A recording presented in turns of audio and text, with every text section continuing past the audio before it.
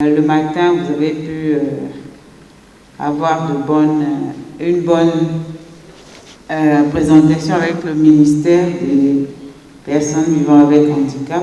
Au cours de la clôture de cet atelier de sensibilisation sur les droits des personnes vivant avec handicap, les participants, qui tous membres de l'ONG Maison des Aveugles, ont été entretenus sur les droits des femmes handicapées et les techniques de plaidoyer.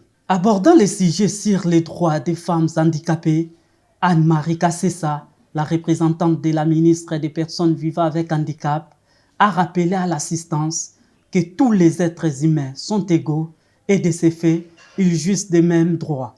C'est avant d'épingler les instruments juridiques nationaux et internationaux qui garantissent les droits des PVH. Il faut d'abord retenir que les femmes handicapées sont des femmes à part entière et que la Constitution de la République, en son article 49, promeut justement les droits des personnes handicapées.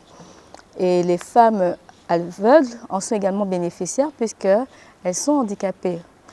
Alors, maintenant, pour ce qui est de la jouissance de ces droits, nous remarquons qu'il y a beaucoup il y a par exemple la Convention internationale des droits des personnes handicapées auquel la RDC a ratifié.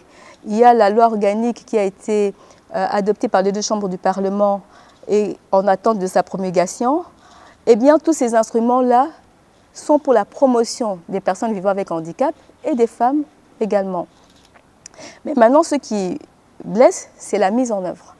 C'est là où se pose la mise en œuvre. C'est ainsi qu'il faut qu'il y ait des plaidoyers. D'abord, il faut que les concernés soient au courant de l'existence de ces lois, qu'on fasse la promotion de ces lois et ensuite que ces lois soient revendiquées et mises en œuvre. De son côté, Mireille Mouleka, officier droit de l'homme du BCNDH, s'est apaisantie sur les techniques de plaidoyer en vue de permettre à cette catégorie de personnes de faire valoir leurs droits au cas où ceux-ci sont violés.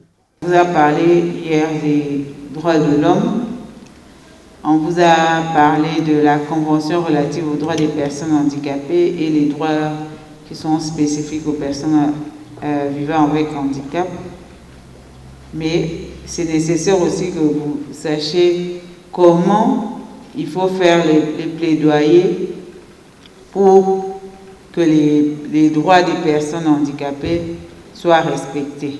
Débuté le 1er mars, cet atelier de sensibilisation qui vise à faire connaître aux personnes vivant avec handicap leurs droits et les défendre a été rendu possible grâce à l'appui du Bureau conjoint des Nations Unies aux droits de l'homme.